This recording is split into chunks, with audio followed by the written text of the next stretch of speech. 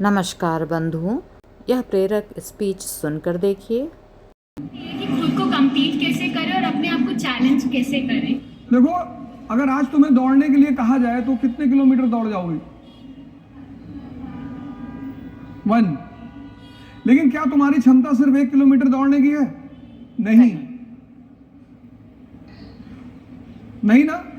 अगर आज मैं तुमसे दौड़ने के लिए कहूं तो तुम सिर्फ 1 किलोमीटर दौड़ पाओगी, ऐसा तुम कह रही हो। लेकिन तुम्हारी क्षमता 50 किलोमीटर तक दौड़ने की है मिनिमम। बाकी तुम अब भद्रकाली का रूप ले लो और 100 किलोमीटर दौड़ जाओ। तो अब क्या करना है तुम्हें? अब सुनो क्या करना है। आज तुम 1 किलोमीटर दौड़ी, 10 दिन 1 किलोमीटर ही दौड़ो। 11वें दिन तुम उसे 2 कर दो। स्टेमिना डेवलप हुआ। ऐसे जीवन में भी करना है। इस पे नजर रखने के लिए एक डायरी बगल में रखनी है। ये सब चीजें मैंने अभी कहा ना कि कुछ लोग क्या करते हैं, पहले दिन सारी ताकत झोंक देते हैं, ताव में कोई काम नहीं करना है। सीखने में टाइम लगता है, चाहे वो साइकिल चलाना सीखना हो और चाहे पढ़ना सीखना हो। उस टाइम तुम्हें देना ही पड़ेगा। साइकिल चला लेती हो? पहले दिन चलाने लगी थी? नहीं। जब तुम सीख जाओगी, अब तुम सीख गई तो हाथ छोड़ के भी साइकिल चला रही हो। एक डायरी अपने पास रखो, उसमें अपना नाम लिख के अपना डेवलपमेंट ग्राफ बनाओ और उस डायरी को भगवान की तरह पूजा करो उसकी। तुम्हारा शेड्यूल नहीं टूटना चाहिए। जैसे आज तुम्हें मूवी देखने जाना है तो तुम जाओ, लेकिन कल अगर तुम्हारा मूवी का शेड्यूल नहीं है तो भगवान भी अगर उतर के तुमसे कहे मूवी देखना जाना है तो तुम्हें नहीं जाना है।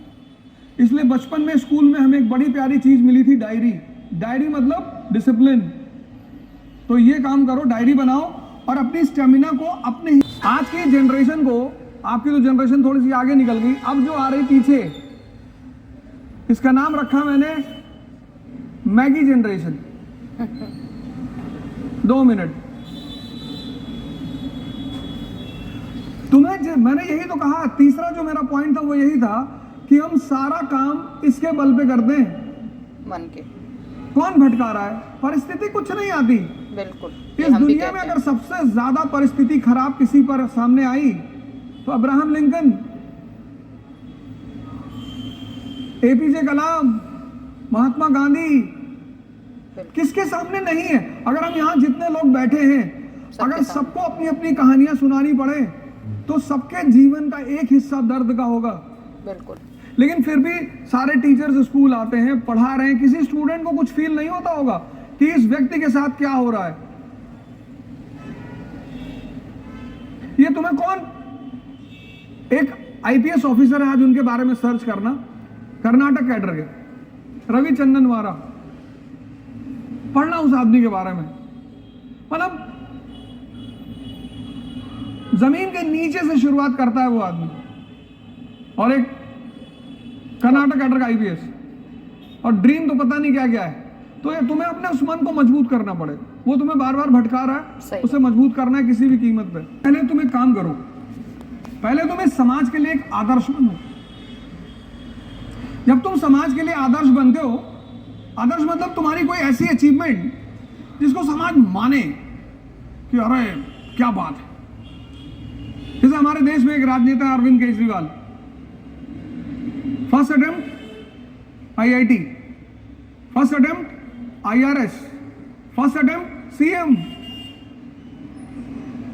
फर्स्ट अटेम्प्ट पीएम के लिए भी ट्राई किया था उस आदमी ने। तुम जब तक समाज के लिए आदर्श नहीं बनोगे तब तक समाज तुम्हारी तरफ आएगा नहीं। तुम उसकी चिंता मत करो। ये कोई नहीं, पॉलिटिशियन करप्ट नहीं है। तुमने कैसे कह दिया पॉलिटिशियन करप्ट है? इस देश में सबसे अच्छे हैं इस देश के पॉलिटिशियन। तुमने मिर्जापुर सीरीज नहीं देखी? उसमें जेपी यादव जी कहते हैं ये जनता किसकी है? जिसको 500 रुपए दो उसी के साथ चली जाती है।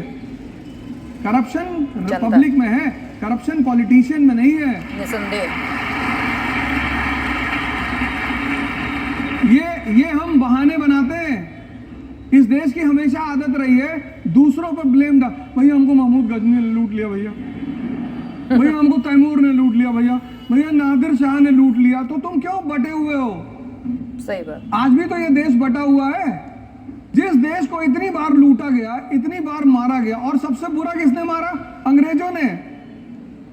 उस देश में तुम्हें एकता दिखाई पड़ती है? पहली इस देश की प्रजा को, जनता को समझना होगा। जब इस देश की जनता समझदार थी, अच्छी थी, तो राम मनोहर लोहिया जैसे लीडर थे, शास्त्री जैसे लीडर थे। ठीक है, तो तुम पहला एक काम करो, तुम एक आदर्श बनो, कुछ करो जो समाज एक्सेप्ट करेगी। वाह जिल्ले इलाही। और फिर मैं तुम्हें बताऊंगा अच्छा पॉलिटिशियन कैसे बनना है। आज बड़ा अच्छा लगा इस प्रोग्राम से। मैं एक बार फिर तहे दिल से यहाँ के पूरे स्टाफ, यहाँ के जितने टीचर्स हैं, जितने लोग हैं, मैं सबको धन्यवाद